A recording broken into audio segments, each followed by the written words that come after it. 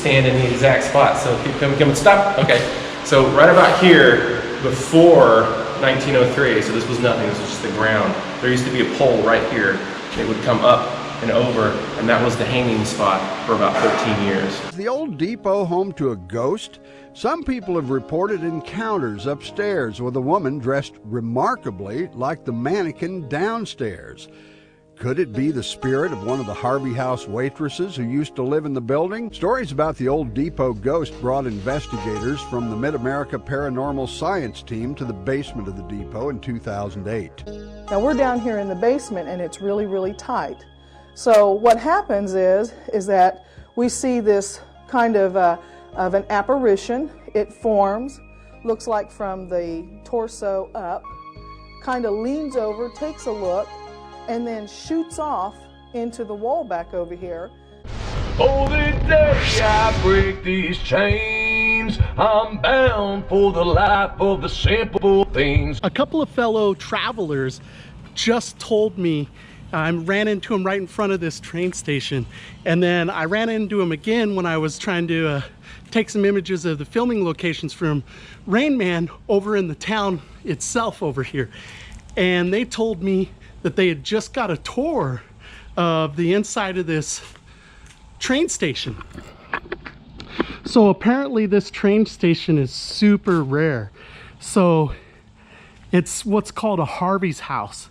And what a Harvey's House was, it was a place that along the United States, along the rail line, you could go along, get off, and then end up eating there, having a hotel room, the whole 9 yards. Doesn't look good for me. It looks like I'm late to the party.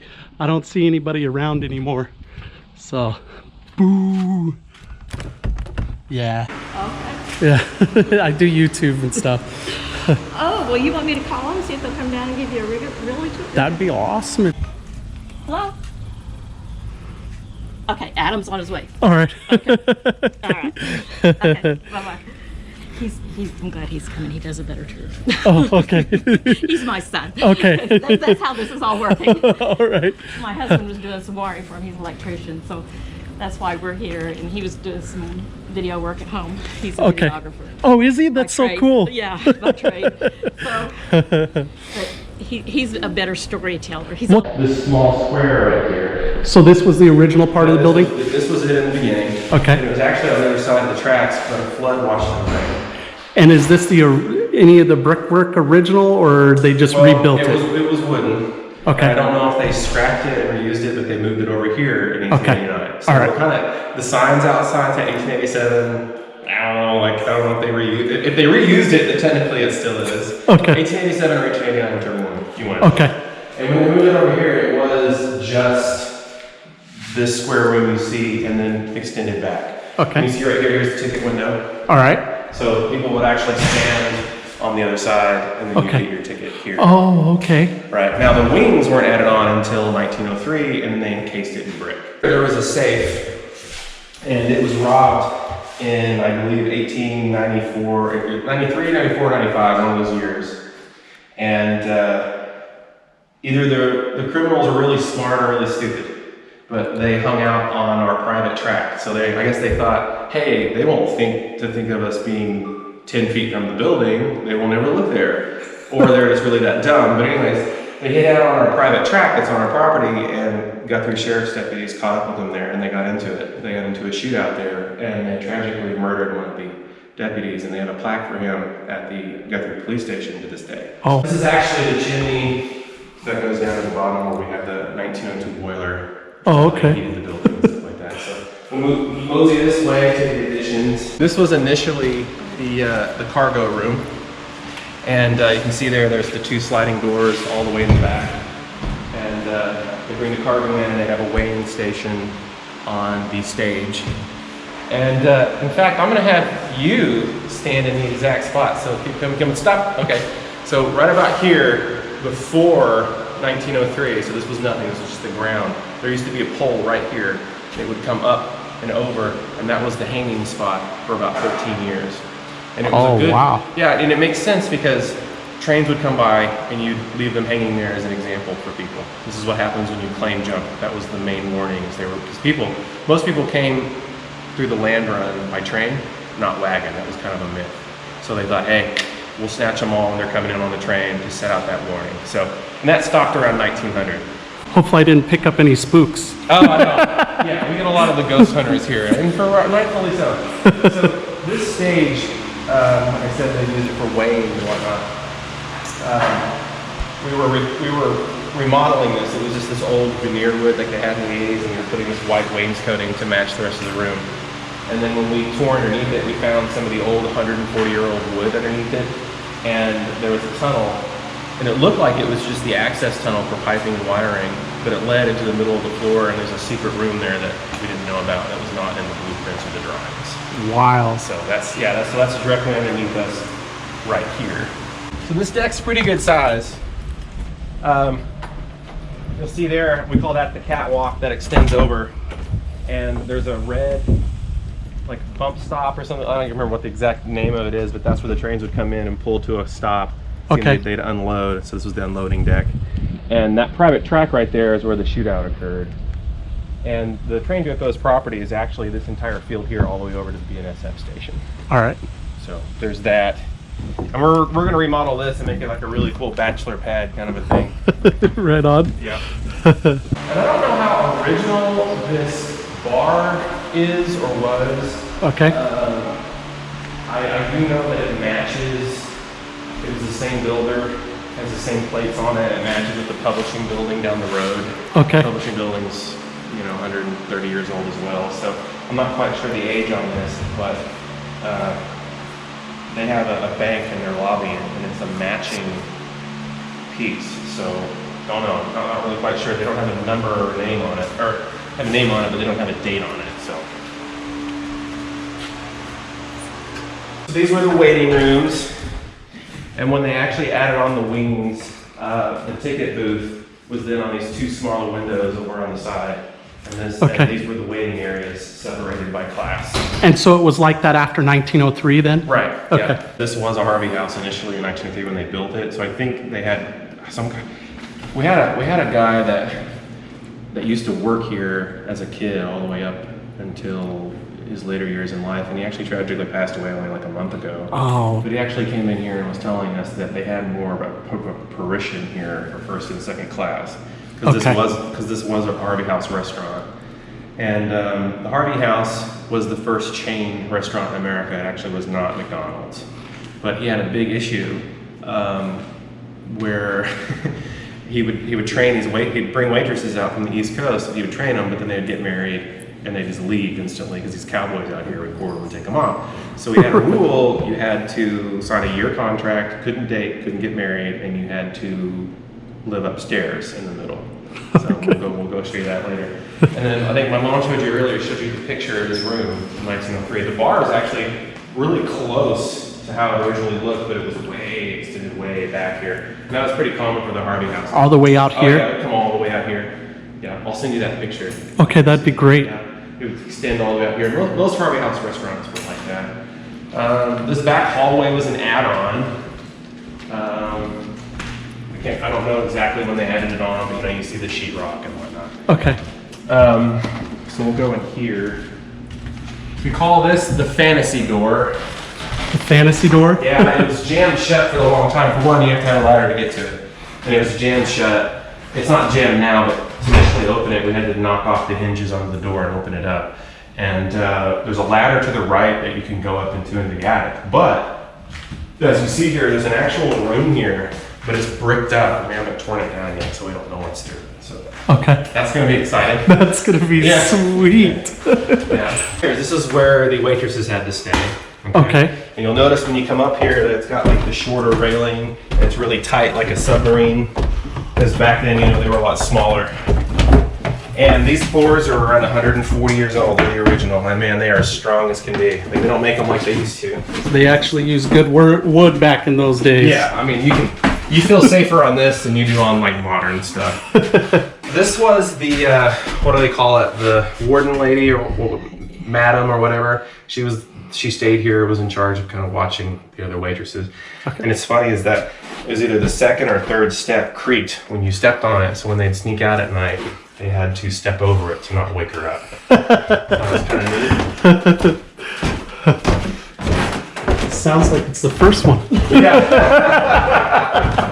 90s or early 2000s, they had put a sprinkler system in here, so they just laid it on the floor and they just built a subfloor on top of it. We're actually going to tear this subfloor up and put and remove the piping and have it go up and over. So we're going to go back down to the original floor, stain it. That's exciting. A lot of this trim in here is original, so I love that too. I mean, it's just 140, not 114. It sounds like I'm saying 114 sometimes. 140 years old for America, especially out west. That's really old. Especially out west. Yeah, for sure. I mean, in New England and out east, you know, over on the East Coast, they have stuff like that even older, but not here. Yeah. So look at this. Look at this trim. You know, that's from the original part of the building when that was built. I just love it. We can't wait to restain, or. That should look great. Yeah. This is the room when all of the ghost hunters come in. They get the most, what's it called? Activity? Yes. Paranormal activity. Yeah. This is where the paranormal activity occurs. They all get it in the southwest room. And they always say right where I'm standing, you can see an apparition from the window standing in right here. Can't remember her name, but they actually have a name for her on the ghost walk. Allison. Is it Alice? I don't think it's Alice. Can't remember her name. There's a story behind her too. So it's on the ghost tour that a lady gives in town, and she mentions it. But usually they get something right here. So this is that room. We actually had some ghost hunters get engaged here. That's the rose petals. They wanted to get married in a place that was, or get engaged in a place that was haunted and creepy. So they wanted to do it up here. We're like, sure. Yeah. Okay, if you sure. Yeah, so we're gonna make that into a rentable room, an office, and this one here, and then my wife's gonna make these two into her photography studio. Sweet. And that'll be that for me. Underneath us is one of, well, 3 basements. We found the third one, but there's one on the other side underneath the bar where we were, and there's one right here. Over here, there's a tunnel underground. It's 10 feet tall, 10 feet wide, and it's aligned with red brick. And it goes, we had somebody come professionally scan it with ground penetrating radar. It goes underneath the tracks about 30 yards and then turns and goes north. And the rumor was, what we were told when we were purchasing the building, that they bring prisoners in and chain gang them underground in order to the jail to block over. It's kind of mysterious though. It's filled in with sand up until the other side because the trains are going underneath it, right? Okay. So we can't tear it open right now. We can, but it's going to be a bigger endeavor than just breaking boards open. You're going to have to dig all that sand out. And you need to make sure it's safe. But the mystery is, though, when we had it scanned, the tunnel turns, the jail is this way, but the tunnel goes that way. So it heads right towards this grove of trees that you see out right here, and it goes out to the floodplain we have on the other side of the bridge. So that's what's kind of confusing. They say, oh yeah, it goes to the jail. Jail's that way, it goes that way. So I have no idea where it goes. The greatest thing would be if it went like towards the cemetery or something. That would be cool. I mean, something's going on, you know. But, yeah. We don't know. So we don't know where it goes. We stopped scanning it right around where the trees were. So I have no idea. Maybe it goes over and curves. I have no idea. So hopefully we'll find out when we open the door. So. The brick's 3 layers deep. So they would go brick, brick, brick. And I don't know, I guess that was the way they did foundation or made it sturdy back then. Something I really like though right here, here's one of those geo survey markers. There's a lot of people who go around the country hunting those down. They're kind of fun, like a geo tracking game. But they use that to determine the elevation of how it changes over the decades here. You know, you pick an old landmark to do that with. So there's that. Here's that private track I was telling you about, and that stop where they'd pull up and they'd unload.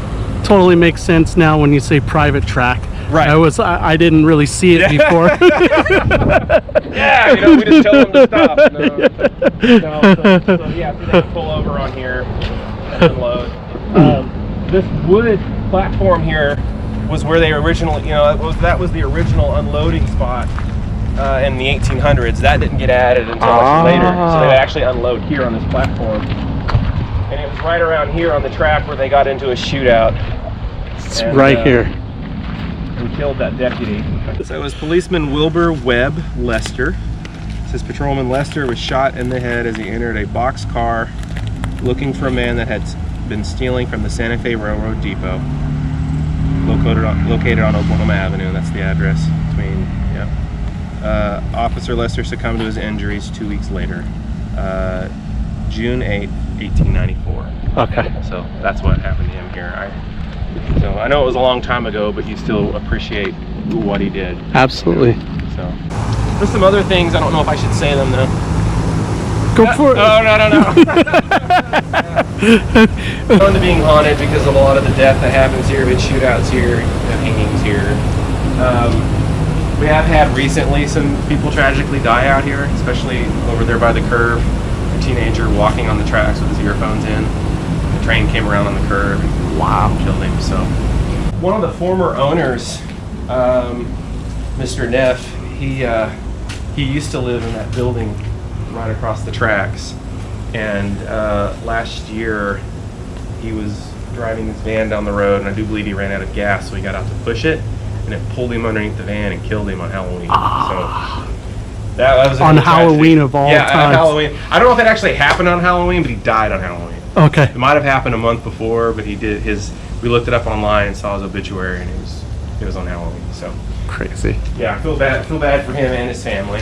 Absolutely. 140-year-old clock sat right here, and we tracked it down from a newspaper article in 2003 that said that the original clock is now in Fort Smith, Arkansas Museum, and we're going to try to get that back. That would be so cool if they'll let you get it. I don't know how it's going to work. I don't know if we have to offer them something like, here's a gun, you know, I don't know. The gun's way cooler.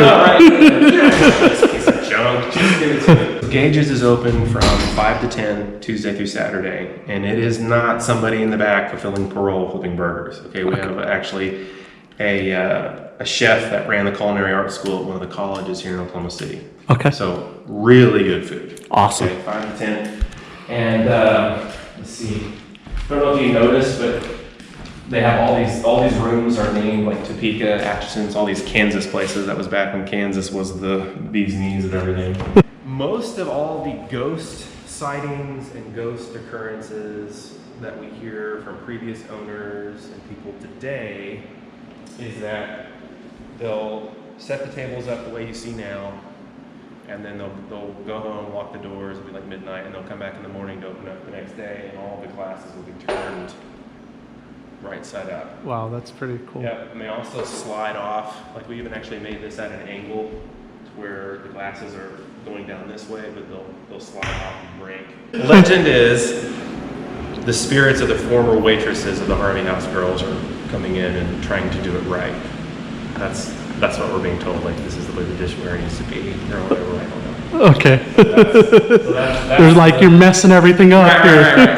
So that's what we get with that. And there's a lot of people that don't want to be in the building at night by themselves. Of course, aren't most buildings like that, you know? Yeah, I mean, especially the older buildings, especially. Older buildings. Most people don't want to be in here by themselves after midnight. That guy was so cool, that guy Adam. We just sat here probably for another 30 minutes just talking about stuff and everything. I think he was gonna offer to go and eat with me. I got to get over to Elk City tonight, so I wanted to go in more of a hurry, or I totally would have sat down and hung out with him and chatted for a while. Get out there, connect with people, live your big story, and make sure you do something every single day to reduce world suck. Peace, guys.